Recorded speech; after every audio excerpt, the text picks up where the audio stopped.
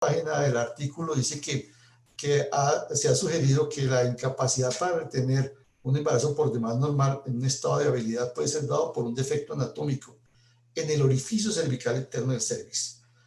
Pero anota, la mayoría de los papers ahora están de acuerdo con el que el sujeto preferido no se restringe solamente a un defecto en el área del orificio cervical interno, sino a todo al cervix entero. Y además nos aclara una cosa: el procedimiento quirúrgico recomendado para la reparación del defecto está diseñado para úteros no gravios. O sea, las técnicas de Shirotka, la técnica de McDonald, estaban diseñados para úteros no gravios, ¿sí? Pero lo fueron aplicando, a través del proceso lo fueron aplicando en pacientes que estaban ya embarazadas. La mayoría de los pacientes que han intervenido son pacientes con embarazadas que son intervenidas y se aplican en estado de embarazo, que la indicación no había sido esa, sino la indicación había sido, pues obviamente, en pacientes no embarazadas.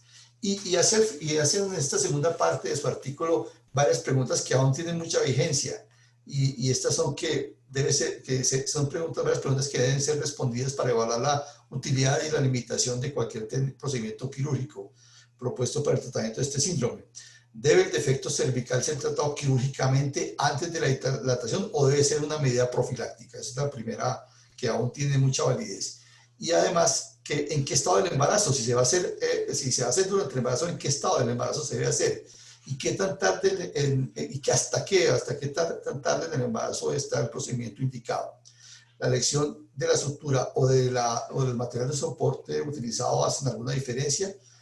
¿Cómo el procedimiento afectará la futura natalidad y cuáles están los riesgos asociados con el procedimiento de cierre quirúrgico durante el embarazo. Entonces son preguntas que aún nos estamos haciendo, y es bien interesante ver que este autor en 1959 ya se hacía unas preguntas que aún están vigentes y que podemos seguirlas haciendo.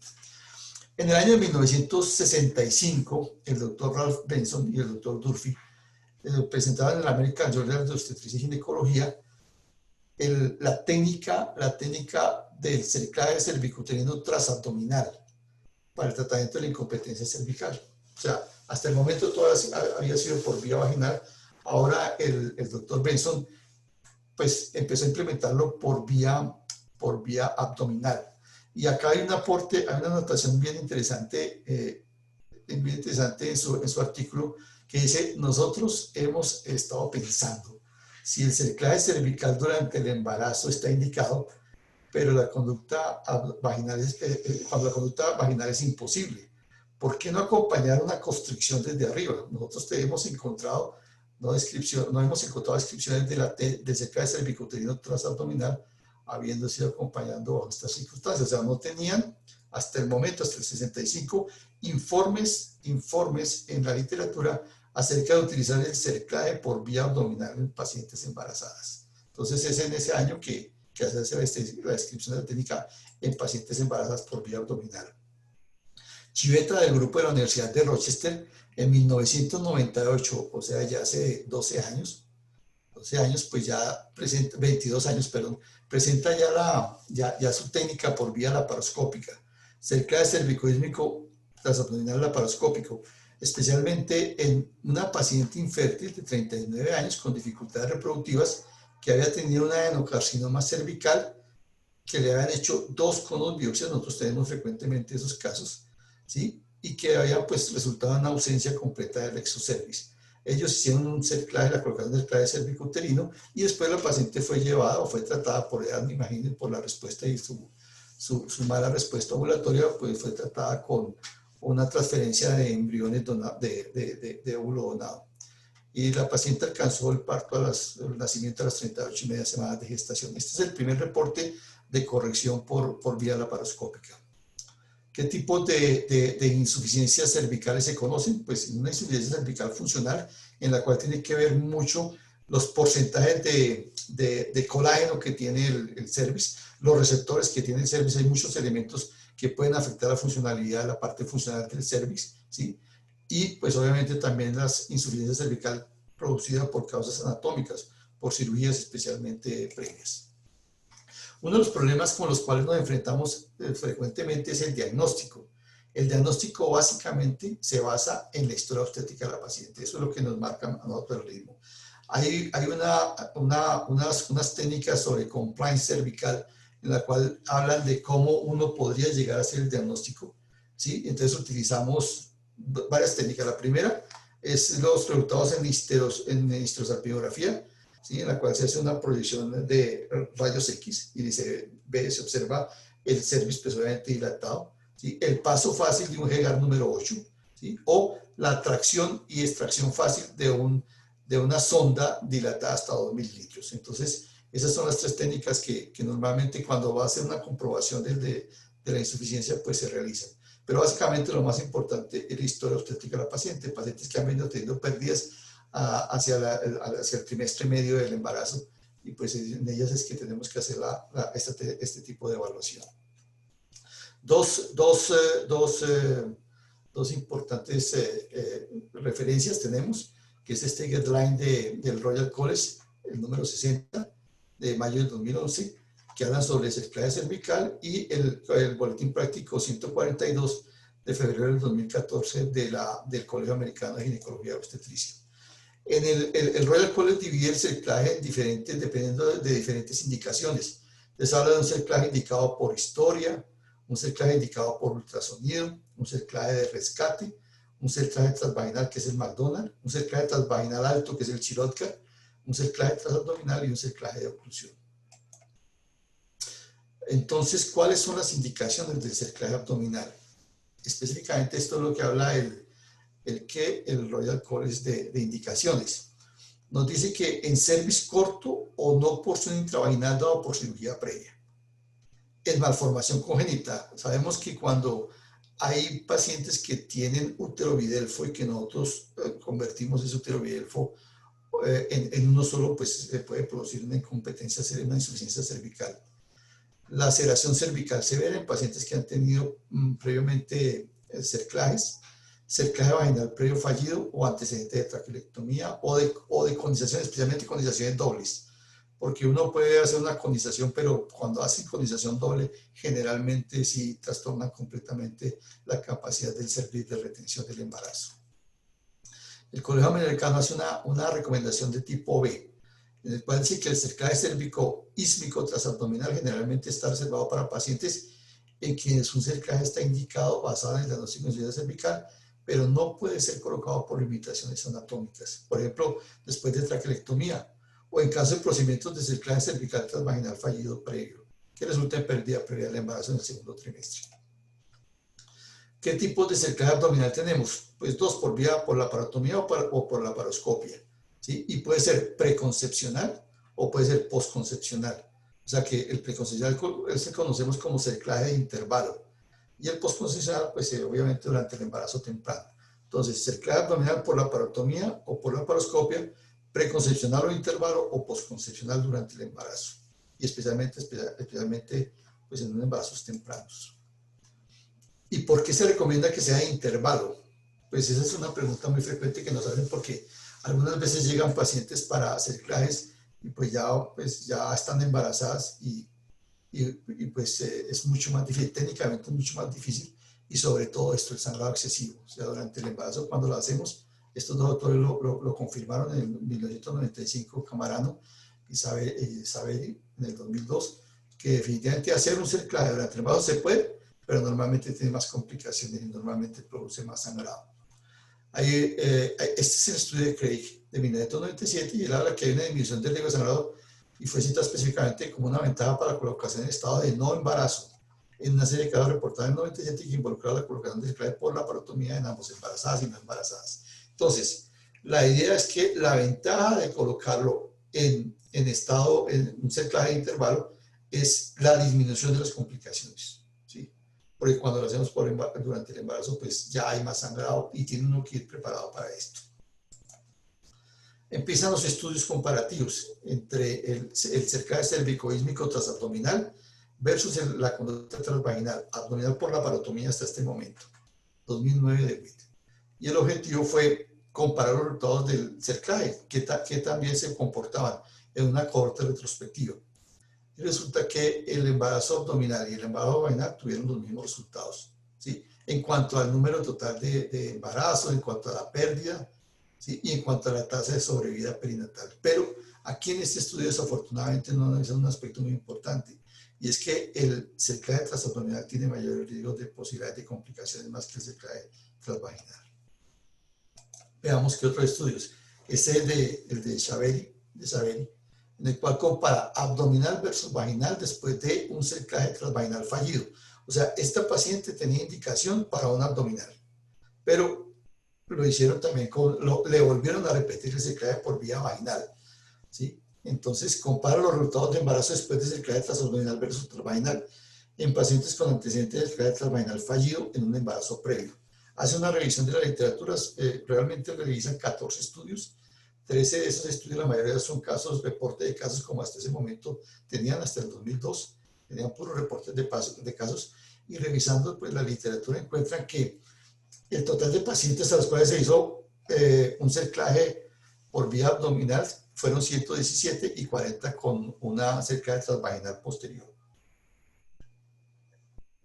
La probabilidad de muerte perinatal o de parto antes de las 24 semanas pues fue mucho menor en el grupo transabdominal que en el grupo transvaginal, y lo que les había adelantado, la probabilidad de complicaciones serias fue mayor obviamente en el grupo transabdominal, en el 3.4% de los casos. Entonces, uno en la parte final y de conclusiones del artículo de Saveri es que dice, bueno, pero necesitamos es un estudio prospectivo, controlado, un estudio idealmente multicéntrico para responder qué es mejor, cómo es mejor manejar las pacientes que han tenido un cerclaje vaginal fallido previo. Entonces, esas pacientes, ¿vamos a manejarlas por vía transvaginal o vamos a manejar después? O sea, ¿les vamos a hacer otro transvaginal o la llevamos a una corrección por vía abdominal? Entonces, en Inglaterra, el doctor Andrew Chanan planteó este protocolo de investigación que se llama el MAVERICK. El MAVERICK empezó a recolectar pacientes desde el año 2008 y lo finalizó en el año 2014. En octubre del 2019 aparece la revisión. Este fue un artículo patrocinado por esta fundación, ¿sí? Y pues el doctor Andrew Chanan es del grupo de King College en Londres. Estos son los resultados de este estudio. Fue una randomización de 133 pacientes. Asignaron al grupo de cerclaje abdominal transabdominal 45, al grupo de cerclaje vaginal alto, o sea, Chirotcar 45, y al grupo de cerclaje vaginal bajo de McDonald 43. 5 de este grupo de abdominal no concibieron ni una pérdida temprana. Del grupo vaginal alto, 5 no concibieron ni una pérdida temprana.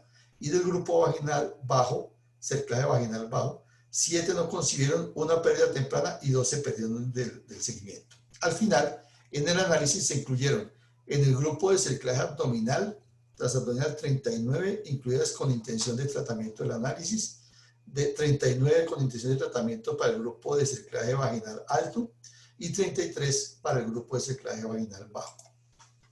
Estos fueron los resultados. Esto es nacimientos pretérminos antes de 32 semanas, y esto es de pérdidas fetales. Entonces, en este porcentaje, fíjense la diferencia que hay entre el grupo de cerclaje transabdominal, que es el azul, y el grupo de cerclaje vaginal alto y cerclaje vaginal bajo. En el grupo de cerclaje abdominal, la cantidad de pacientes las pacientes que presentaron trabajo de parto pretérmino antes de las 32 semanas fue solamente el 8%. En el grupo transvaginal alto fue del 38% y en el grupo transvaginal bajo del 32%. Esos fueron los casos. Y hubo pérdidas, y la mayoría de las pérdidas de pronto por la misma prematuridad, según lo comenta el artículo, pues fue mayor en el grupo de cerclajes transvaginales. Hubo 6 casos en los cuales tuvieron que hacer un recerclaje o tuvieron que cambiar la técnica. Porque esos exámenes yo les voy a mandar a ustedes un link. Ese link tiene el examen. ¿Aló? ¿Aló? Entonces, ahí ustedes son los que compartir. Ok. Bueno, entonces, gracias, Karen. Entonces, estos son los resultados del embarazo transabdominal, del cerclaje alto y cerclaje bajo. Aquí ustedes pueden ver que el 28% tuvieron menos de 37 semanas, ¿sí? O sea que el 70 72% de los pacientes de los pacientes que se hizo cerclaje transabdominal alcanzaron el término, el 72%, ¿sí? Del grupo vaginal, cerclaje vaginal alto, solamente el 46% alcanzaron menos del 50% alcanzaron el término, ¿sí? Y del grupo vaginal bajo, el 48% alcanzaron. O sea, los grupos por vía vaginal fueron menos del 50% que alcanzaron el término, mientras que por vía abdominal el 72% lo alcanzaron. ¿Cuánta es la tasa? Los nacidos vivos, 92% en transabdominal, 79% en el vaginal alto y 79% en el vaginal bajo. Los resultados por vía vaginal son realmente muy parecidos. Pérdidas ya las habíamos visto, 3%, 18% en el vaginal alto, 21% en el vaginal bajo y mortinatos el 3% del vaginal alto. Pero definitivamente los mejores resultados de alcanzar el término fueron dados por los procedimientos que hicieron por vía transabdominal. Que la técnica fue por la parotomía, no fue por la paroscopia, sino fue por la parotomía en este estudio en inglés que terminó el año pasado. Estos son los cirujanos. Aquí vale la pena notar que, pues obviamente, sangrado, pues hubo más en el grupo de transabdominal que en el grupo vaginal o en el grupo de vaginal bajo, que los tiempos operatorios son más el doble casi en el abdominal que en los grupos vaginales, ¿sí? Que necesitaron progesterona de refuerzo más en el grupo vaginal alto y en el grupo vaginal bajo que en el grupo de la parotomía o por vía abierta, y que los cerclajes de rescate fueron más, obviamente, por las técnicas vaginales. Fueron 6 pacientes que requirieron cerclaje de rescate para completar su tiempo. Y estas son las conclusiones de los autores. Dicen que futura investigación es necesaria para confirmar el valor del cerclaje transabdominal en otros grupos. Ya sabemos, según este reporte y este estudio, que en las pacientes que han tenido cerclaje transvaginal previo fallido, es mejor hacerles un cerclaje transabdominal después, o sea, antes del siguiente embarazo o en el siguiente embarazo, ¿sí? Y entonces lo que les interesa a ellos es decir, bueno, ya sabemos eso, entonces, ¿en qué otros podemos implementarlo? Confirmar el valor de cerclaje transabdominal en otros grupos de alto riesgo, y nuestros hallazgos sugieren que es benéfico para mujeres con cerclaje vaginal fallido previo. Bien interesante este estudio y fue desde el punto de vista metodológico muy completo. Entonces, la conclusión de ellos, cerclaje vaginal fallido previo va para cerclaje abdominal, ¿sí? Puede intentar un cerclaje vaginal nuevo, pero fíjense que los datos no nos dan. Los datos nos dicen que el 72% tiene más chance de alcanzar el término que por vía transvaginal. ¿Qué dificultades nosotros encontramos, ya hablando específicamente de la técnica, cuando empezamos a implementarla? Fue muy difícil la implementación de la técnica porque no teníamos mucha información. En la literatura no había mucha información sobre la técnica, cómo hacerla. Una de las cosas que primero nos sorprendió fue tratar de implementar el cervicedio y hacer el cerclaje con estas agujas tan grandes. Mover agujas tan grandes dentro de la cavidad, y especialmente de algunas cavidades que no eran muy grandes, abdominales que no se distienden mucho, pues fue muy difícil. Entonces empezamos a plantear qué otras alternativas teníamos, porque con estas agujas, fuera de eso, los portaguas nuestros alcanzaban a tener, y si ustedes se dan cuenta y revisan la información que viene anexa con los portaguas que tienen en sus sitios de trabajo, pues nos dicen que la mayoría alcanzan hasta agujas con diámetros de 2,00 máximo, pero no con agujas tan gruesas como estas. Entonces empezamos a utilizar si pues se daña el portaagujas. Entonces, pues dijimos, bueno, pues veamos qué otras alternativas hay. Y entonces en la literatura hay muchas. Esto puede ser un instrumento que se llama el Goldfinger. El Goldfinger, que es el que utilizan para pasarlo, como una técnica alternativa para pasarla, que hace este movimiento para que sea más fácil el paso de la cinta, ¿sí? Pero nosotros decidimos implementar una técnica diferente, y esa fue una técnica que ya utilizamos este dispositivo que se llama el EndoClose, que de pronto en algunos de los hospitales pues lo tienen a disposición. El EndoClose normalmente se utiliza es para cierre de defectos de los ingresos en pacientes obesas. Cuando terminas de cerrar por vía, pues viendo por vía laparoscópica los defectos sobre todo los defectos de pared, para asegurar un adecuado cierre. evitar las hernias posquirúrgicas. Entonces, este dispositivo tiene en la parte final, como ustedes pueden ver ahí, una zona como de enganche, que esto lo que hace, pues normalmente es coger la sutura y levantarla. O sea, uno funciona al lado del ingreso, saca la sutura, mete la sutura y por el otro lo saca, hace otra punción y lo saca. Entonces, este dispositivo dijimos, bueno, pues esto creo que había algo ya en la literatura que no era muy claro, pero este dispositivo dijimos, posiblemente podemos implementarlo para hacer los cerclajes. Y así empezamos. Esta fue uno de los primeros estudios que hicimos acerca del tema. Esto fue en el 2013, pero ya veníamos desde el 2007 haciendo casos. Estos fueron los casos que hicimos con el endocross, porque antes utilizamos las aguas, pero de verdad esto no era fácil hacerlo de una manera que uno quedara satisfecho con la técnica que estábamos realizando. Con el endocross entonces pasábamos por la pared abdominal, el dispositivo, perforábamos por dentro de las arterias uterinas. Primero hacíamos abríamos el peritoneo vésico cervical y rechazábamos la vejiga. Después observábamos las uterinas, observábamos la localidad de las arterias y después por la pared abdominal pasábamos la aguja y la recogíamos y la encontrábamos, como ahorita les muestro en el resto de la técnica, la pasamos y la recuperamos aquí a nivel más o menos de la inserción de los ligamentos uterosacros, en el mismo sitio o por debajo de la misma. Y ahí enganchamos la cinta, aquí viene la cinta, aquí como ven la cinta, enganchamos la cinta aquí a la parte distal del dispositivo y lo extraíamos, ¿sí? Y quedaba esto así. Aquí está la incisión que habíamos hecho previa, aquí está el ingreso de un lado, el ingreso del otro lado, y acá está la cinta con la cual pues hacíamos unos nudos. No nos apoyábamos, nosotros utilizábamos ahí un manipulador uterino, pues manipula también y se dispone también porque estamos utilizando un manipulador, pues un Rumiko realmente, que es lo que utilizamos, y entonces eso nos permitía una anteroversión rápida y una retroversión rápida, ¿sí? Y podíamos pasar el dispositivo y hacíamos y vamos, y aquí como, fíjense cómo queda en la parte posterior. Cuando hacíamos como el grupo de trabajo, como ustedes se dieron cuenta, yo trabajaba con el grupo de medicina materno-fetal del hospital, la doctora Sauna, el doctor Sarmiento y el doctor Gómez, Iván Gómez, pues entonces a ellos les encantaba hacer ecografía, entonces revisábamos por ecografía. Y esto es lo que veíamos. Aquí está el cerclaje a nivel del orificio cervical interno, ¿sí? Y aquí está la localización de las arterias uterinas por fuera del cerclaje. Y cuando hacían la reconstrucción en tercera dimensión, pues esto es lo que veíamos. Y cuando hacía la cesárea, ¿sí? Así se veía ya como una especie de integración, a pesar de que el componente que tiene el cervices pues no permite la integración completa con el tejido.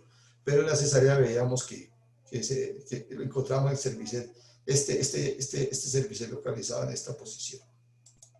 Que lo quitábamos o no dependiendo del deseo de gestación futura de las pacientes, porque si las pacientes querían intentar nuevos embarazos, pues lo dejábamos ahí y lo retirábamos cuando ya pues la paciente definitivamente no quería nueva gestación. No sé si hasta ahí tengan alguna pregunta que quieran que les resuelva. Karen. No, doctor, por el momento no, pero ¿hay necesidad, digamos, de confirmar la posición de la cinta con ecografía, ¿doc? ¿O no?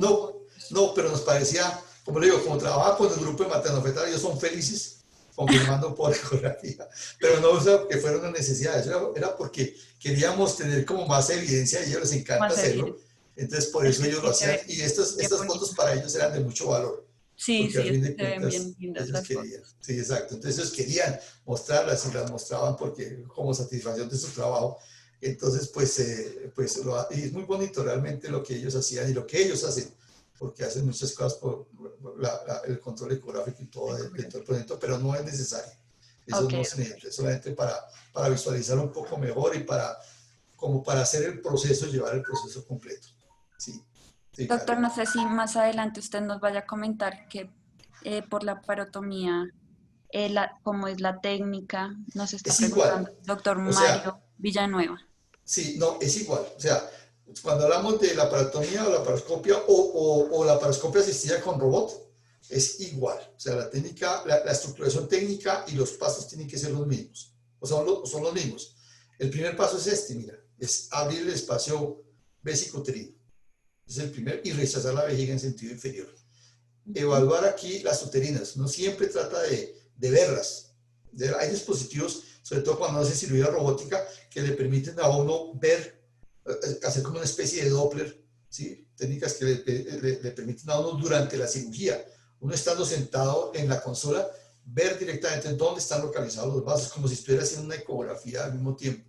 O sea, es parte de todo el desarrollo que se da ahí. Entonces, eso le permite a uno estar más tranquilo cuando uno pasa las agujas, ¿sí? Entonces, este es el primer paso. Y todo, como te digo, por vía transabdominal, sea abierta o sea laparoscópica o se estira con robot, los pasos son los mismos y la secuenciación es la misma. Entonces, Ok, esto es lo primero que uno hace, ¿sí? Lo segundo, pues obviamente, dependiendo de cómo esté trabajando, y ese es un dato que les doy, es abrir el ligamento ancho en la cara anterior y en la cara posterior, o sea, en las dos hojas, disculpe, no cara, sino en las dos hojas, porque eso le permite a uno, cuando uno fleja el útero hacia adelante, le permite a uno mirar dónde va entrando la aguja, le permite mayor control. Y eso especialmente lo ve cuando lo hacemos cuando hay casos que tienen cierta complejidad, ¿sí? Entonces, en esos casos preferimos abrir las dos hojas del ligamento ancho para estar viendo cómo está pasando adelante y cómo la recuperamos atrás. No es en todos los casos, pero en algunos casos. Y uno cuando empieza a implementar la técnica, sobre todo por la laparoscopia, no tanto por la laparotomía, sino por la laparoscopia, pues sí, una recomendación es que para un mayor control del ingreso de las agujas es mejor hacerlo bajo control visual. Control visual abriendo las hojas de ligamento ancho. Eso no tiene problema, hay que cerrarlas después para que no hagan hernias internas, que no están descritas, pero uno supone que puede suceder. Entonces sí es mejor siempre cerrarlas después de cuando uno utiliza esa técnica.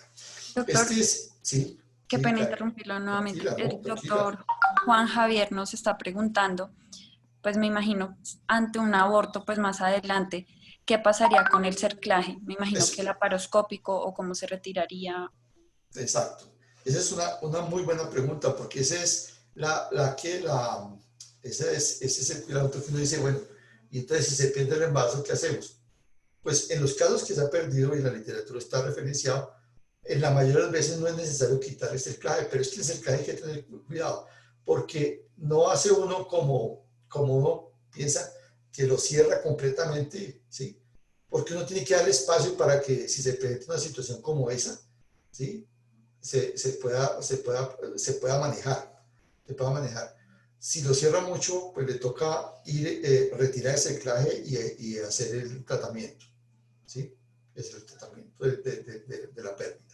En caso de que esté muy cerrado el cuello, ¿sí? En caso de que usted no pueda, es un embarazo de mayor, o sea, de una gestación más avanzada, entonces le toca entrar y cerrar.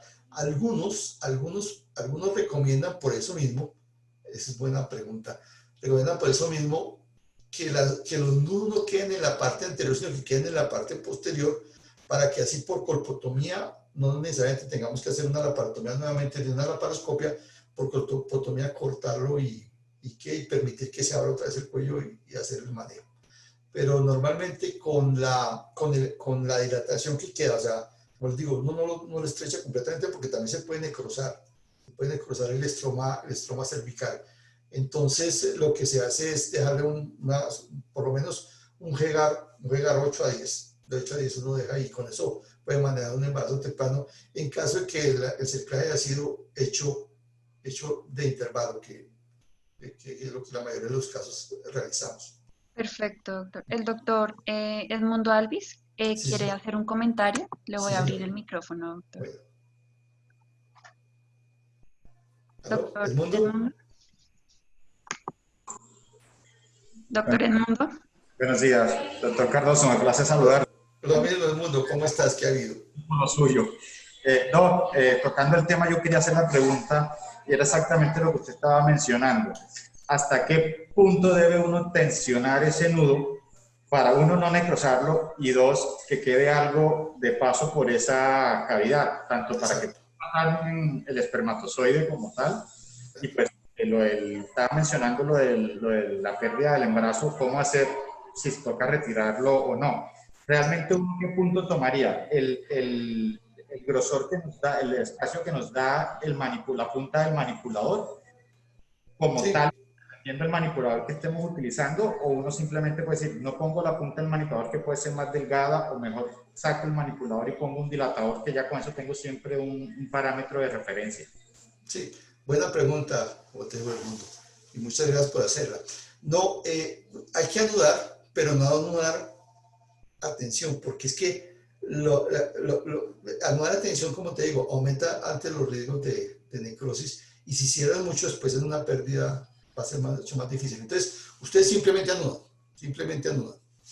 anudan sin cerrar completamente ese nudo, ¿sí? Ese es, y lo que tú dices puede tomarlo de referencia la punta del manipulador, pero pues en este caso nosotros utilizamos Rumico, que son manipuladores que tienen más o menos como de 6 a 8 Hegar, en comparación, más o menos haciendo la comparación, pero que deje ese espacio suficiente para manejar las pérdidas tempranas. Ya cuando los embarazos son más avanzados, sí nos toca retirar el circlaje, ¿sí? Eso sí, no hay otra opción. No hay otra opción. ¿Ok? Gracias, doctor. Bueno, gracias. Entonces, continuando, ya empezamos a ver, ya vimos que las comparaciones entre abdominal y vaginal, y después las comparaciones entre qué es mejor entre abdominal y vaginal con cerclaje fallido previo transvaginal, y aquí ya la comparación entre abdominal y laparoscópico, ¿sí? Entonces, aquí en este estudio del doctor Tsuchiba de Boston, pues ellos recolectan más o menos 303 casos. La mayoría son estudios de cohortes retrospectivas o prospectivas, y los resultados realmente de sobrevida fetal son adecuados, son buenos, ¿sí? En laparoscopio igual, estudios de cohorte con un número menor de pacientes, 134, ¿sí? Pero pues los resultados siguen siendo buenos, o sea, que la vía transabdominal tiene una buena tasa de sobrevida fetal reportada. Aquí es el estudio comparativo de lo que hay en la literatura del doctor Gasturande de McGill. Entonces, 11 estudios por laparotomía, que reúnen 548 pacientes, y por laparoscopia 3 estudios que reúnen 138. Pero fíjense cómo es de diferente cuando hacemos la corrección preconcepcional que cuando la hacemos durante el embarazo, ¿sí? Aquí fíjense que la preconcepcional en la laparotomía, alcanzar el tercer trimestre, casi el 100% de los pacientes lo alcanzan, ¿sí? En la preconcepcional, mientras que los datos se van disminuyendo a medida que se hace durante el embarazo. O sea, son buenos resultados los transabdominales durante el embarazo, pero los mejores son cuando está preconcepcional. Lo mismo sucede acá, fíjense la diferencia que hay entre preconcepcional y posconcepcional, ¿sí? Y fuera de eso, pues el número de fallas, cómo se va incrementando, sobre todo los posconcepcionales hay mucho mayor, porque es más difícil manejarlo. Entonces, el Colegio Real dice que no hay una evidencia para soportar un acceso laparoscópico sobre la laparotomía en la extensión del cerclaje abdominal. De todos modos, es una recomendación D, ¿sí? Es una recomendación D, pero de todos modos, yo creo que uno no puede hablar de eso en estos momentos, sino porque ahí entran en juego muchos aspectos. O sea, hay casos en los cuales uno debe manejarlo por laparoscopia, y hay casos que lo debe manejar uno por laparotomía. Y eso también es importante distinguirlo, porque si es el cerclaje por vía, tenemos que hacer un cerclaje por vía abdominal, pero la paciente no está embarazada o está embarazada, es diferente. Al final, yo creo que parte de la conclusión es que si está embarazada, es mejor, es más seguro para la paciente hacerlo por vía abierta, ¿sí? Sí, lo puede hacer por laparoscopia, pero eso no lo deje como primera opción. Como primera opción, usted tiene que colocar un cerclaje, ¿sí? En una mujer embarazada, mejor tómelo por vía abierta, que usted tiene más experticia, que tiene la sensación táctil y que puede generar porque va a ser mucho más difícil manejar también el útero grande durante el embarazo por laparoscopia o asistido con robot, a pesar de que parte de lo que las descripciones que han hecho con robots en mujeres embarazadas, pues realmente por laparotomía se maneja mucho mejor este tipo de pacientes, y saben que van a tener más complicaciones, van a tener más sangrado y todo, pero se manejan mucho mejor. Entonces, realmente decir que es mejor uno u otro, pues también depende de la indicación, depende de en qué estamos, y depende de su experticia. El hecho de que vaya a hacer un intervalo, pero no tenga experticia en la laparoscopia, no significa que no lo pueda hacer por vía laparotómica. Entonces es importante que dejemos un poco al lado pues ciertos mitos que muchas veces se presentan, que es mucho más benéfico para el paciente por recuperación, por muchos aspectos la laparoscopia, sí. Y eso es lo que nosotros aprovechamos en la mínima invasión. Pero que algunas veces tengamos que hacerlo por la laparotomía, pues lo tenemos que hacer por la laparotomía, está bien, es beneficio para la paciente. Bueno, ¿qué técnicas hay y sus resultados? Entonces esta es la técnica que estamos utilizando ahora. Después de que pasamos del endoclose, nos dimos cuenta que no era una técnica reproducible. Y una técnica quirúrgica que no se pueda reproducir no es una técnica buena. Que un solo individuo pueda hacer la técnica es complicado. O sea, la idea es que la gente que está en entrenamiento y está en entrenamiento con nosotros aprenda la técnica y la pueda implementar. Entonces, si la única persona que puede utilizar ese bendito endoclose y hacer la técnica, eso no funciona. O sea, funciona es algo que todos podamos o que la mayoría de nosotros, sin tener actitudes y virtudes especiales, la puedan hacer, es la idea. La idea es que las técnicas químicas tienen que tener el acceso para todos. Y pues obviamente eso significa un beneficio para a todos nuestros pacientes. Entonces, después de utilizar la técnica de endoclose y de darnos cuenta de ciertas dificultades que tenían, especialmente en mujeres de gran volumen, con índices de masa corporal grandes, a veces el endoclose no nos alcanzaba el nivel y el sitio donde teníamos que llegar. Entonces dijimos, tenemos que ver qué hacemos. Y empezaron a ver estas descripciones que empezaron a corregir la curva de la aguja.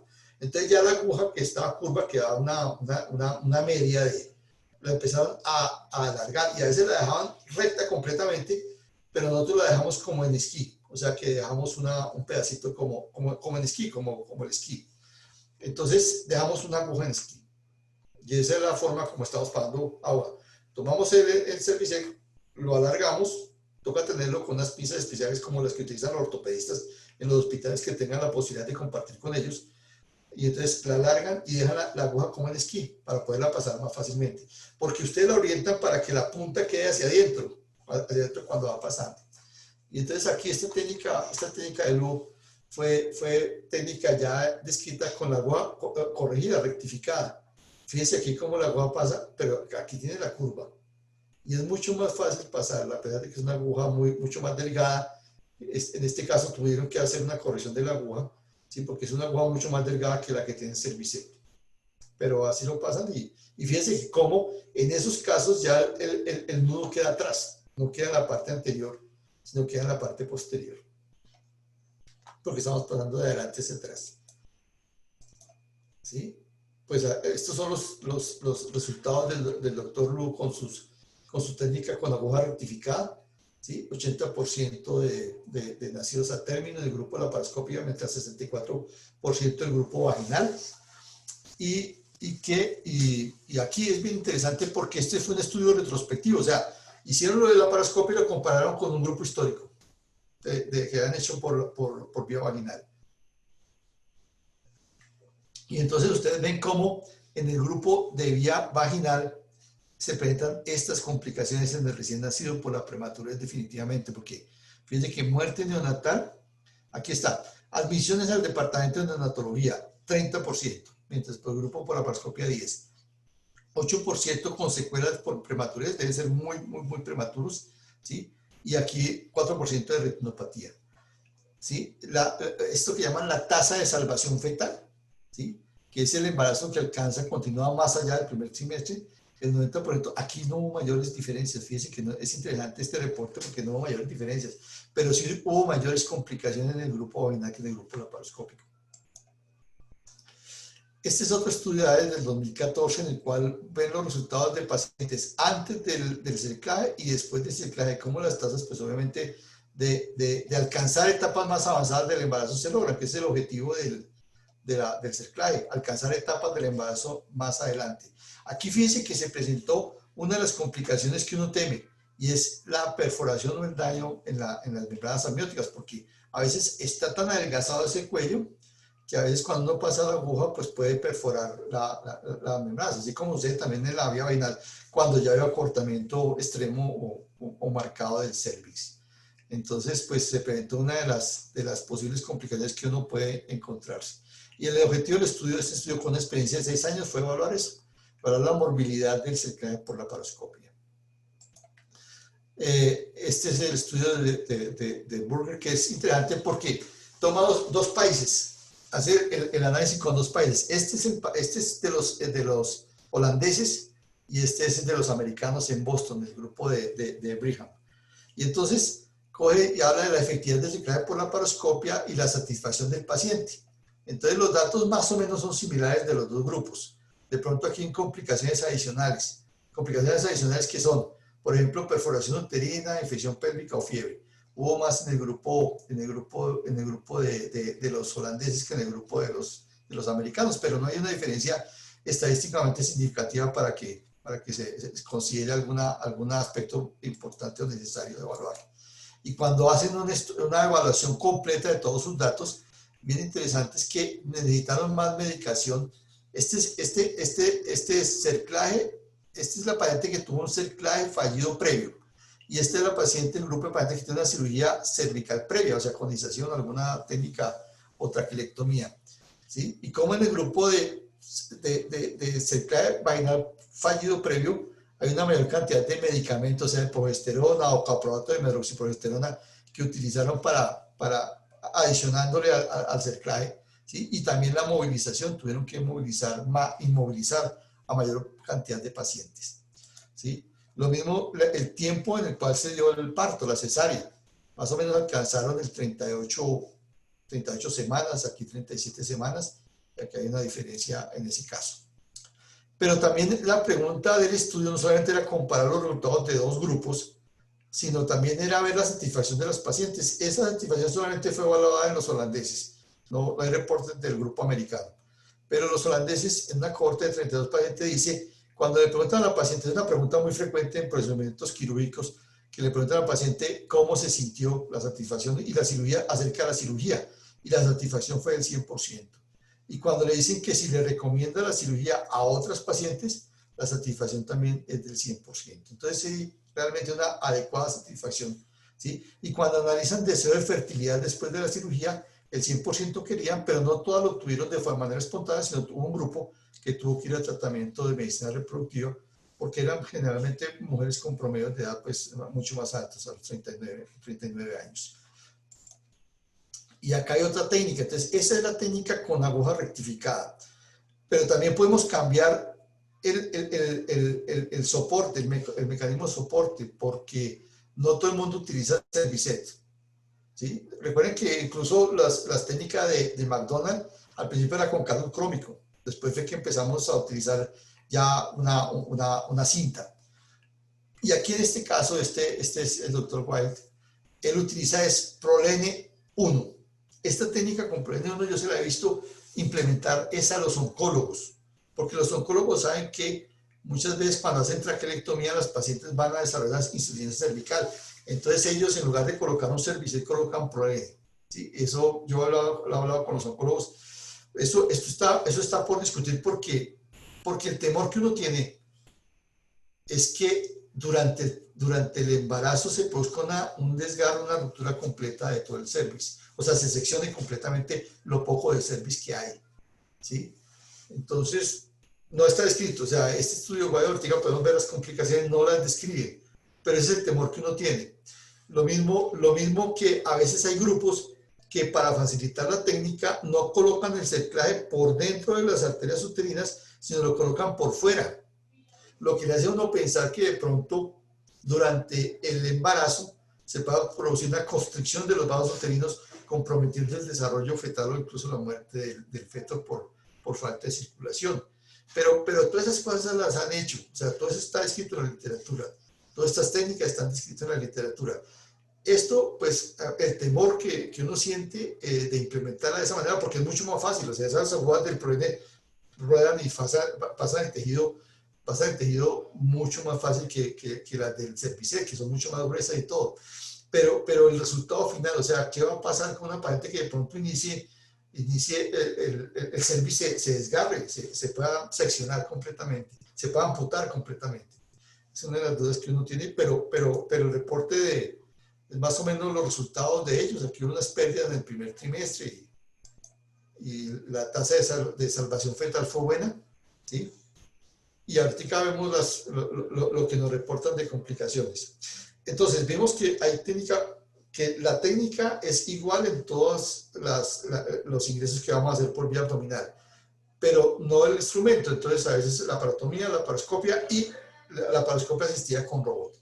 Eso es lo que más recientemente ha desarrollado, y especialmente están describiendo mucho los del grupo de robot, técnicas en mujeres embarazadas. Pues los resultados hasta ahora son 64 pacientes realmente revisando toda la literatura que hay. Y la técnica es exactamente la misma que por vía laparoscópica. Estos son los datos iniciales de CEIBEC del 2016. Del 2016 a 2019 es cuando más se ha intensificado la publicación de cerclaje por vía asistida con robot. Y los resultados pues son buenos. Se alcanzan buenas edades gestacionales la mayoría, ¿sí? La cantidad de tiempo operatorio pues obviamente se incrementa nomás en el docking. Entonces eso todo da un tiempo mayor, pero en general pues se considera que tienen buenos resultados. Pero comparar la paroscopia con la paroscopia asistida con robot no es fácil. O sea, ¿qué es mejor de las dos? Aquí la comparan, de todos modos, ese estudio de la VASO, ¿sí?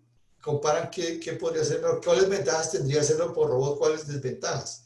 De las ventajas con robot es que, según este autor, dice que reduce la morbilidad, que disminuye la estancia hospitalaria, que disminuye el sangrado, que hay menos dolor postoperatorio, que disminuye el riesgo de adherencias y que es más fácil la sutura. De pronto hacer sutura con el robot sí es mucho más fácil que hacerla con la paroscopia, pero eso se puede discutir. Y las desventajas, pues que se requiere una adecuada selección de los pacientes y el incremento de costos. Esto sí es real. O sea, no es real exagerado, pero sí es real que se aumentan los costos de la paroscopia en comparación con la cirugía robótica. Yo no tengo experiencia, a pesar de que tenemos robot y que hacemos cirugía con el robot, no tengo experiencia en cerclaje por vía, por la paroscopia asistida con robot. Pero es que no le encuentro toda, tengo que hacer una mayor análisis de esto para realmente ver si valdría la pena implementarla, porque todos ustedes saben que los costos son un aspecto muy importante en la práctica nuestra diaria. Esto es lo que yo les decía de este autor, ¿sí? En la cual hablaba de las complicaciones intraoperatorias, no habla de complicaciones postoperatorias. Pero más o menos estos son los datos no reporta qué tipo de complicaciones se presentaron. Hay otros que tienen 21% de complicaciones intraoperatorias, ¿sí? Y hay otros que pues no reportan sus complicaciones. En el estudio de White, las complicaciones son del 10.7%. Y cuando hablamos de tasas de complicaciones en cerclaje laparoscópico, no por vía abdominal, sino laparoscópico, la tasa de complicaciones es de 2.3 a 4.5. Pues ¿cuáles serían las más frecuentes? Las lesiones vesicales, cuando uno empieza a bajar la vejiga, es normal en cualquier cirugía. Y fuera de eso, lesiones o laceraciones de arterias uterinas. Esas dos son. Habría otra que no está reportada en la literatura, pero que es posible que se presente, o dos más, que es la perforación o la lesión del recto durante el paso de una de las agujas, ¿sí? O también podría ser otra complicación, la amputación del cervix. Puede ser otra, pero esas no están reportadas, no hay en la literatura, pero uno piensa que eso puede suceder. Es parte de las complicaciones que se pueden dar. Lo que pasa es que los números no son tan grandes como para que uno esté tan tranquilo de tomar ciertas medidas y pues tratar de utilizar la técnica que esté más estandarizada, que tenga el mayor número de procesos evaluados. Como conclusión, entonces, el cerclaje cervicoísmico transabdominal tiene sus indicaciones precisas, como ya lo vieron. Se recomienda realizar antes del embarazo. Es ideal el cerclaje de intervalo. Ya embarazada, pues ustedes saben que independiente de la técnica, que idealmente tiene que ser transabdominal, pues aumenta el riesgo de sangrado y de complicaciones, y quedamos en el camino por recorrer por cuanto a la mejor técnica y en época espera de estudios de mejor diseño metodológico. Es muy lento y muy demorado esto. ¿Por qué? Porque no tenemos muchas pacientes. Yo analizo todos los meses, todos los años, todos los datos del hospital y hacemos entre 15 a 20 cerclajes por vía vaginal. Y de cerclajes en total hacemos más o menos de 3 a 5 por año por vía abdominal. Entonces los datos son muy lentos para producirse. Por eso el estudio MAVRI, que fue un estudio prospectivo, controlado, multicéntrico, pues es de mucho valor, porque no vamos a tener posibilidades de tener estudios de de esa magnitud y sobre todo de ese rigor científico para responder preguntas. Muchas gracias. Les agradezco mucho su atención y espero que se hayan interesado en el tema. Muchas gracias. Gracias, Karen. Doctor, muchísimas gracias. Tenemos... Profesor, muchas gracias. De verdad. Adelante. Escúchame, Karencita, que te interrumpí. Le cuento que una excelente exposición. Yo ya había oído esta charla el año pasado, pero le cuento que me encantó y me quedó mucho más clara. Me quedaron unas cosas acerca de la técnica muy sencillas. Karencita, me perdí en algún momento que alguien tenía una pregunta en el chat. Si tú Sí, doctor. interrumpiste El la conferencia. doctor Mario Villanueva pregunta, ¿se han planteado estudios de cerclaje de intervalo realizado por vía vaginal? No, pero teóricamente tendrían, es bien interesante y le agradezco la pregunta al doctor Villanueva.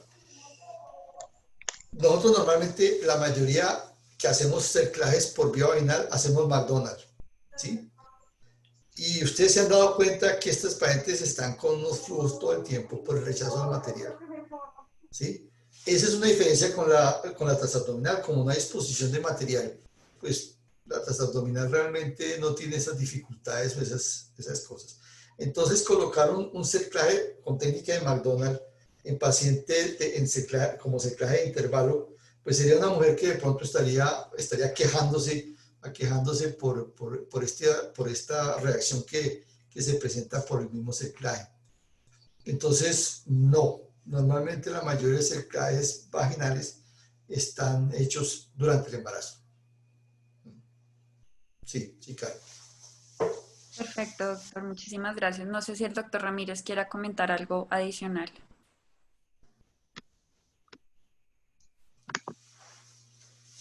Doctor Ramírez. Ahora sí, aquí estoy. No, es que se me han silenciado. No, la respuesta de Byron ha sido absolutamente clara, Karencita. Creo que había otra que vi en el chat también, que era lo del dilatador de Hegar. ¿Esa ya lo habías planteado? El doctor, sí, ya nos había contestado. Ah, Sí, bueno, perfecto. ya veamos, porque esa es una gran duda. ¿Qué pasa en los casos en que se pierden los embarazos? Sí, ya tuvimos la oportunidad de responder. No, yo creo que todo ha sido clarísimo. Y de verdad, pues profesor, nuevamente, de verdad, muchísimas gracias. Como dijimos al comienzo, usted es un experto en este tema y probablemente era la persona más idónea que nos podía aportar toda esa información, una cantidad de cosas todas nuevas para nosotros. Lo otro, invitarlos el próximo sábado a las 10 de la mañana. Tenemos una charla muy buena, muy buena. Es una charla con el doctor Douglas Leal, anestesiólogo intensivista de acá de Country, que va a hablarnos acerca de anestesia en cirugía laparoscópica. Es una charla bastante buena, va a hablar unas cosas de fisiología bien interesantes. Es una charlita muy agradable. Entonces, bueno, todos estaremos invitados, vamos a ir haciendo nuestras invitaciones a través de la plataforma para poder, profesor, y si que nos quiere acompañar el sábado también, claro, bienvenido. Claro que sí. Muchas gracias, Juanito.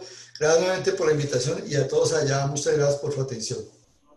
Hasta luego. Bueno, profesor, un abrazo y muchas gracias a todos. Lo mismo. Ahí están mis correos, cualquier duda, ahí está yo, y que les pueda colaborar con mucho gusto. Hasta luego. Muchas gracias, doctor. Muchas gracias, profesor. Gracias, Karen. Gracias. Buen día para todos. Gracias. Hasta luego y muchas gracias, doctor. Gracias, Karen. Gracias.